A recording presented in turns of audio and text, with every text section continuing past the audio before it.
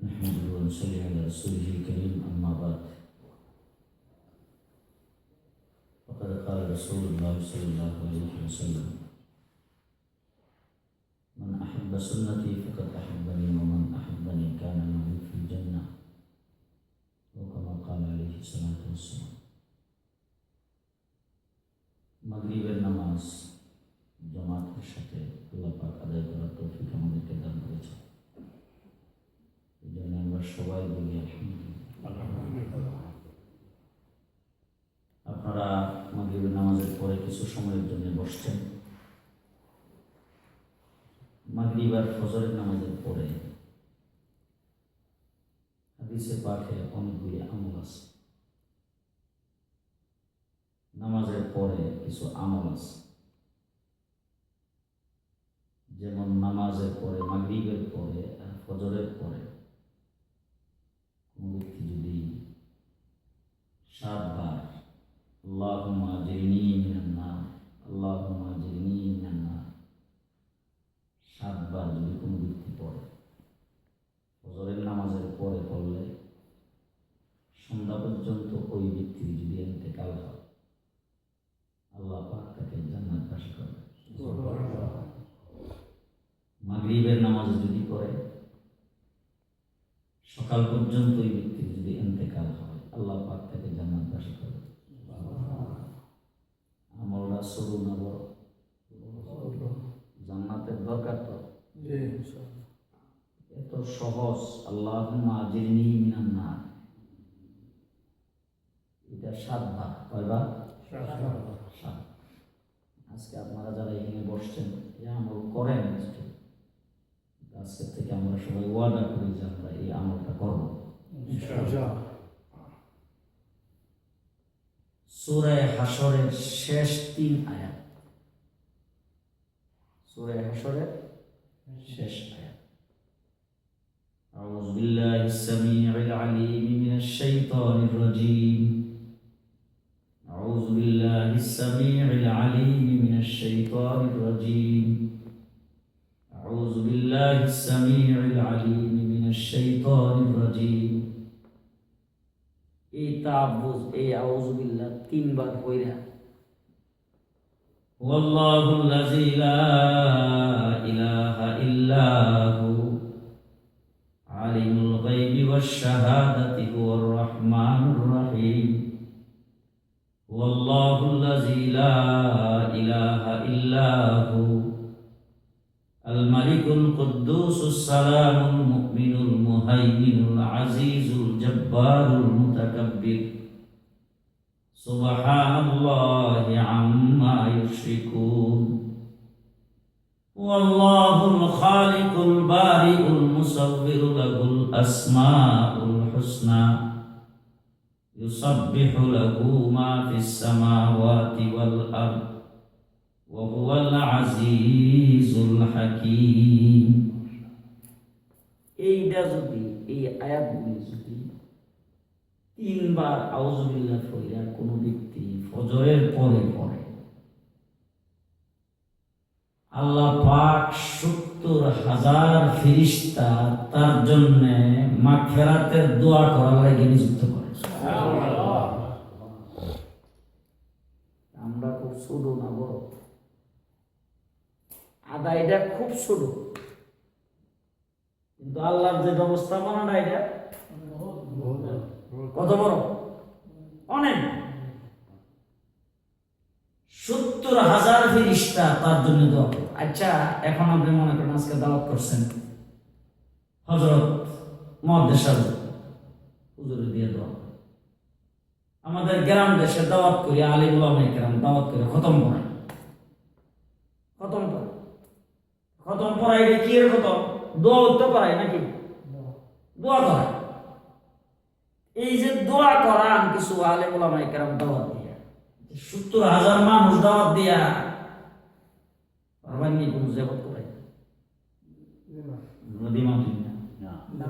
70,000 মানুষ দাওয়াত দিয়া সম্ভব না। 70,000 মানুষ দাওয়াত দিয়াও সম্ভব না। কিন্তু আল্লাহ পাক এই আয়াতগুলি তেলাওয়াত করলে 70,000 ফেরেশতা আপনার জন্য দোয়া করবে, লাগাই দিবেন। শুধু কাম এটা এই যে আমি বললাম যে আপনাদের সামনে কয় মিনিট লাগলো? পড়ার দ্বারা কোনো কাহিল আছে? কথা বলেন, কোনো ফাউন্ডের খরচ আছে? কিচ্ছু নাই। কিন্তু ফজরের নামাজের পরে পড়লে সারাদিন 70,000 ফেরেশতা দোয়া করবে, মাগরিবের নামাজের পরে পড়লে সারা রাত্র 70,000 ফেরেশতা দোয়া করবে। আর ওই দিনে বা ওই রাত্রে যদি ওই ব্যক্তি মারা যায়, তাইলে ফেরেশতাদের দোয়া পায়া মরতেছে, ফেরেশতারা দোয়া করতেছে তার জন্য, এই ব্যক্তি জাহান্নামে যাইব। হ্যাঁ,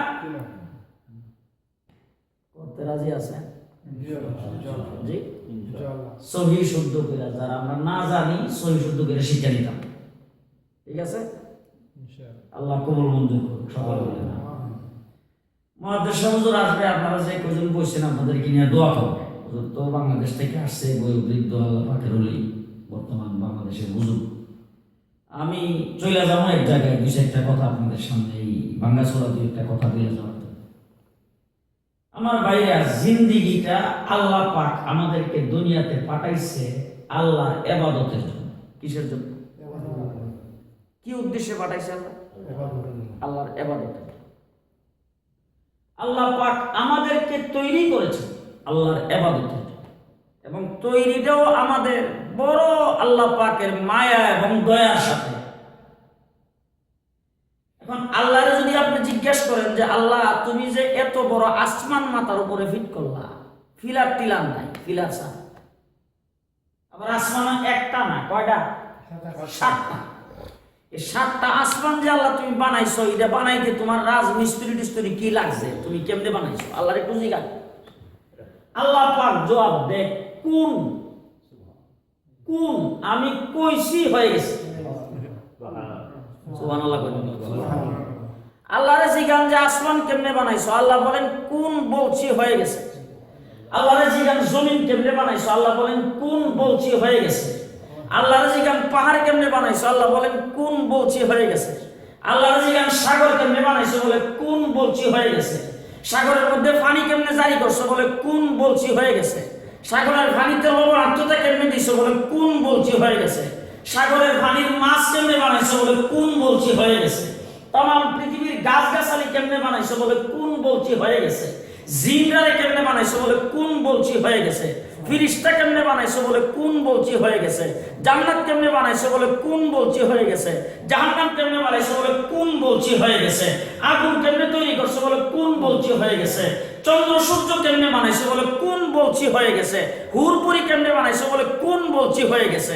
যত কিছু দুনিয়াতে দেখতেছি সমস্ত কিছু বানাইতে যাইয়া আল্লাহ বলেন কোন শব্দ কইছি, কাফ আর নুন এই দুইটা অক্ষর একসাথে একত্রিত করছি, আল্লাহ বলেন হয়ে গেছে।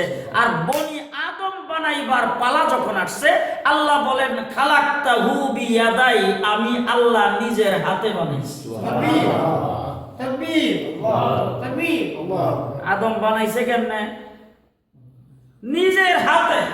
কোরআন শরীফে আল্লাহ বলেছে খালাকতাহু বিয়াদাই, আমি আল্লাহ পাক নিজের হাতে বানাইছি। সুবহানাল্লাহ। তাইলে এখন বলেন যেই আল্লাহ পাক, আল্লাহ যে তৈরি করছে, এখন আপনি যদি স্বর্ণকারের কাছে যান যে আমার বউয়ের জন্য গলার হার বানায় দাও, চেইন বানায় দাও, কানের জেওর বানায় দাও, স্বর্ণ লাগবে না তো? জেওর বানাইতে স্বর্ণ লাগবে। আচ্ছা, স্বর্ণটা ওইলি হইব নাকি এটা আগুনে পুরাও দেওয়ার লাগবে? আচ্ছা, খালি পুরা দিলে হইব না এটার লগে যন্ত্রপাতিও কিছু খাটান লাগবে? কথা বলেন ঠিক না বেঠিক?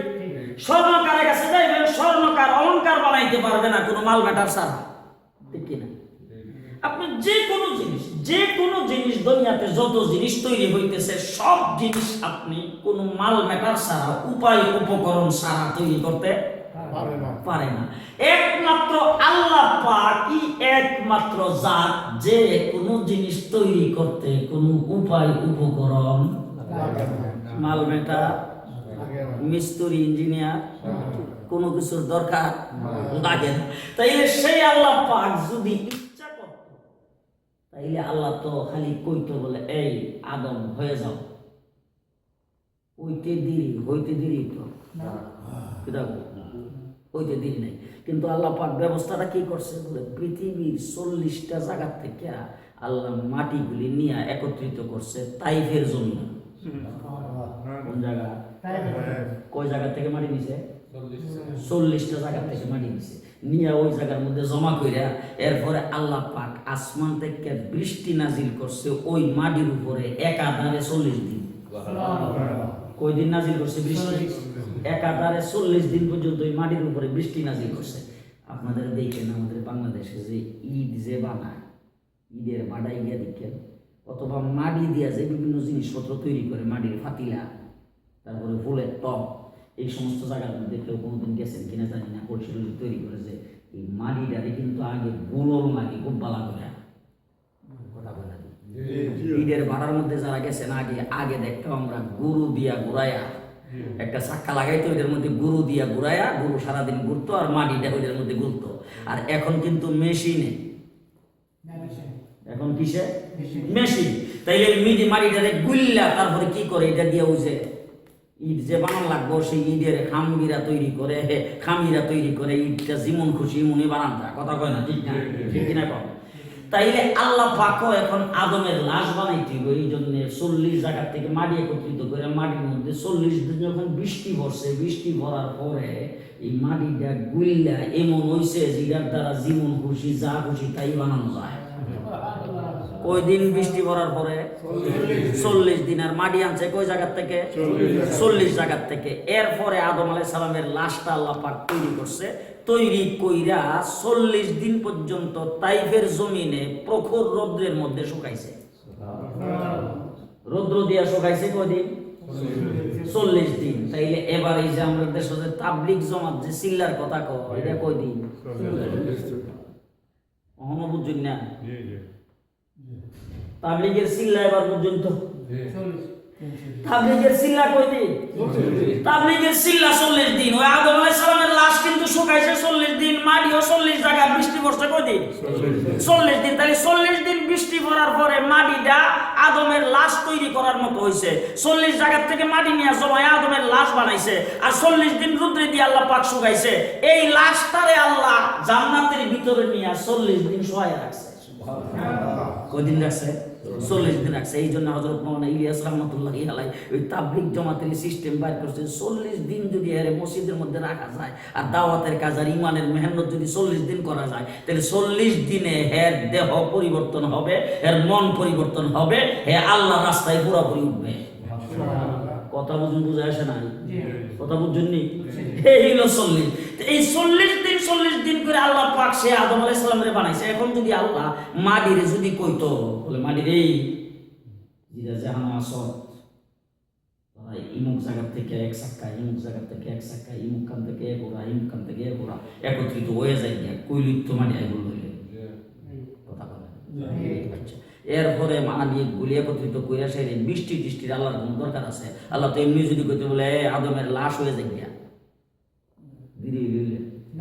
কোনো গিরি এমনি হয়ে যেত না। কিন্তু আল্লাহ হিডা না কইরা আজরাইল আলাইহিস সালাম না, প্রথম পাঠাইছে মিকাইল মাটির মধ্যে ধরছে।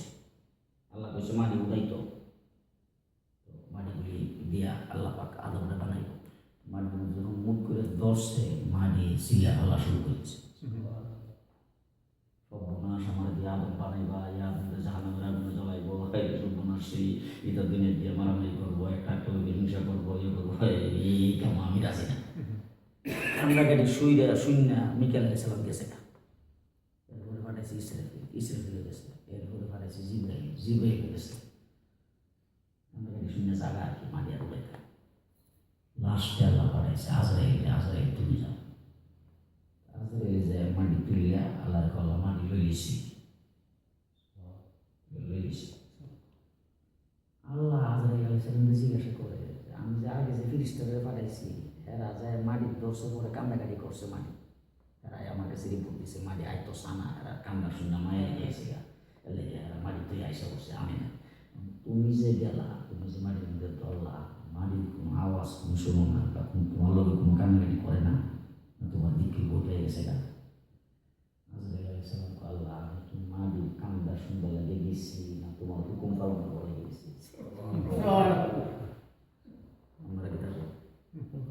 আজরাইল বলল আমি কি মাটি যে কানলো না দোয়াই দুস্তুর চাললো না কি করলো না চিল্লাপাল্লা করলো হিডা শুনবার লাগে আমি গেছি না আমি কি তোমার হুকুম পালন করতে গেছি। আমরা বাংলাদেশে 71 সনে পাঞ্জাবি গেছি, পাঞ্জাবি পাকিস্তানে জাম গাছ নাই, যাই সেটা খালু সেটা খালিয়া দেখে উপরে জাম গাছ, জাম জর্তা বাইন্দা ফেটে দিচ্ছে। दिक्कत हो जाए ये क्या चीज़ है, ये जाम है, ये क्या करते हैं, ये आदमियों ने खाते हैं, बोले खाते हम भी खाऊंगा। ये কথা কয়ে যাবে জর্তা সহজে জাম ফাঁকা, জর্তাটা সহজে মুখ করে ধরছে, বুঝেন না, মুখ করে ধরছে বোমরা ফুক আছে না, এই ফুকও কিন্তু জামের মতো এইটা ওই জর্তার ভিতরে ঢুকিয়া ছিল, এইটা বাস এই জর্তার মুড়ের ভিতরে পড়ছে। এখন মুড়ের ভিতরে পড়ছে বলে চি চি চি যখন শুরু করছে, ওইটা করছে करेंगे बे करेंगे तुझे भी ना छोड़ेंगे ये खाने की चीज है मैं सब कुछ खा लूंगा। এই কথা কইই বাস মুখে ছেড়ে দিছে বোমরা ফুক ফুক। আজরাইল আলাইহিস সালাম কইছে চে करेंगे बे करेंगे तुझे भी ना छोड़ेंगे। আল্লাহ পাক কইছে তোরে নিবার লাগিয়া আমার তুই চিল্লাচিল্লি করছ আর জিনি করছ, তোরে সারাসারি নাই বাস মুট কইরাছে উড়াইছে। আল্লাহ রাব্বুল আলামিন আজরাইল আলাইহিস সালামকে কয় আজরাইল থামো, তোমার লাগে একটা ডিউটি আছে। বলে কি ডিউটি? বলে দেখো এই যে আদম দুনিয়াতে যাইব, এটা দুনিয়াতে বেশি দিন থাকতো না, আমি আল্লাহ পাকে একটা লিমিটেড সময়ের জন্য ভিসা দিয়া পাঠাবো। আমরা যাইছি আপনাদের দেশও ভিসা আসেনি, ভিসা আছে কিন্তু একটা টাইম আছে, টাইমের ভিতরে আমার যাওয়া লাগবে না কিন্তু অসুবিধা। এখন আমরা আপনাদের দেশে কিন্তু অনেক লোকজন আছে, টাইম পার হয়ে গেছে, এরপরও আছে গেছে না, ফাঁকি দিছে কারে?